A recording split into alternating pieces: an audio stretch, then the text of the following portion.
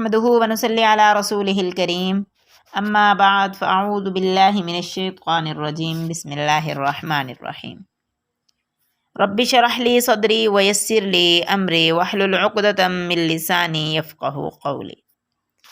محترم سامعین، لیلۃ القدر رمضان المبارک کی آخری 10 راتوں میں جو طاق راتیں آتی ہیں، 21ویں رات، 23ویں رات، 25ویں کی رات، 27ویں کی رات اور 29ویں کی رات کو تلاش کیا جاتا ہے۔ ایک دفعہ سیدہ عائشہ سے روایت ہے، وہ کہتی ہیں کہ میں نے نبی اکرم صلی اللہ علیہ وآلہ وسلم سے پوچھا کہ اگر میں شب قدر کو پالوں تو کون سی دعا کروں؟ آپ صلی اللہ علیہ وآلہ وسلم نے فرمایا یہ دعا پڑھو، اللہم انک عفو تحب العفو فاعف عنی۔ ترجمہ: اے اللہ، تو معاف کرنے والا ہے، معافی کو پسند کرتا ہے، لہٰذا مجھے معاف فرما دے۔ جو 1000 مہینوں سے بہتر ہے، اس رات کو لیلۃ القدر کہا جاتا ہے۔ اسی رات میں قرآن حکیم لوح محفوظ سے آسمانی دنیا پر نازل ہوا۔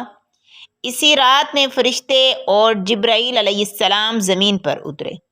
اسی رات میں صبح طلوع ہونے تک خیر و برکت نازل ہوتی ہے اور یہ رات سلامتی ہی سلامتی کی ہوتی ہے۔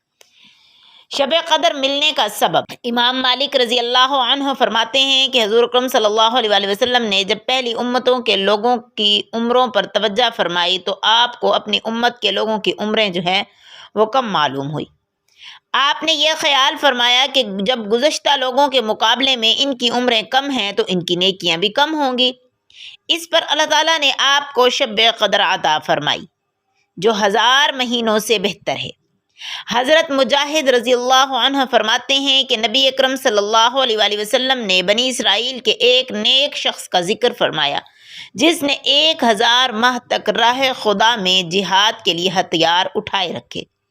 صحابہ کرام کو اس پر تعجب ہوا تو اللہ تعالیٰ نے یہ صورت نازل فرمائی اور ایک رات شب قدر کی عبادت کو اس مجاہد کی 1000 مہینوں کی عبادت سے بہتر فرمایا۔ لیلۃ القدر کی وجہ: اس مقدس اور مبارک رات کا نام لیلۃ القدر رکھے جانے کی چند پیش خدمت ہیں۔ قدر کے ایک معنی مرتبے کے ہیں، اس بنا پر یہ کہا جا سکتا ہے اس رات کی عظمت اور بزرگی اور اعلیٰ مرتبے کی وجہ سے اس کا نام لیلۃ القدر یعنی اعلیٰ مرتبے والی رات رکھا گیا ہے۔ اس رات میں عبادت کا مرتبہ بھی بہت اعلیٰ ہے۔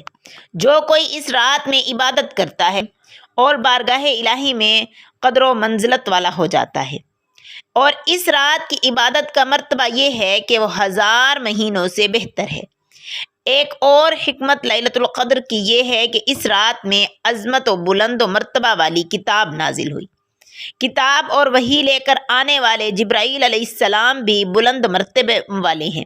یہ عظیم الشان کتاب قرآن حکیم محبوب رسول اللہ صلی اللہ علیہ وآلہ وسلم پر نازل ہوئی، وہ بھی بڑے عظمت اور بلند مرتبے والے ہیں۔ سورۃ القدر میں اس لفظ مطلب قدر کے 3 مرتبہ آنے میں شاہد یہی حکمت ہے۔ جس خوش نصیب نے اس رات کو عبادت میں گزار دیا، اس نے گویا 83 برس 4 ماہ سے زیادہ زمانہ عبادت میں گزارا۔ پہلی امتوں کی عمریں جو ہیں وہ سینکڑوں سال ہوتی تھی۔ اگر کوئی اعمال صالحہ میں ان کی برابری کرنا بھی چاہے تو یہ اس کے لیے ممکن نہ تھا، مگر رب کائنات نے خیر الامم کو یہ مقدس شب یعنی شب قدر مرحمت فرما کر امم سابقہ کے ساتھ عبادت میں برابری بلکہ آگے بڑھ جانے کا سامان پیدا فرما دیا۔ اگر کسی خوش بخت کو زندگی بھر میں صرف 10 راتیں ہی عبادت میں گزارنے کی توفیق نصیب ہو جائے تو گویا 833 برس 4 ماہ سے بھی زیادہ زمانہ کامل عبادت میں گزارنے کا ثواب حاصل ہو جائے۔ کیا کوئی ٹھکانہ ہے اس رحمت کا؟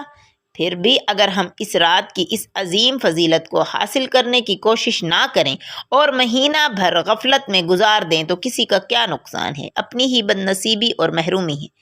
سال بھر دنیاوی منافع کے حصول میں ایک دوسرے سے سبقت لے جانے کی تگ و دود میں لگے رہتے ہیں۔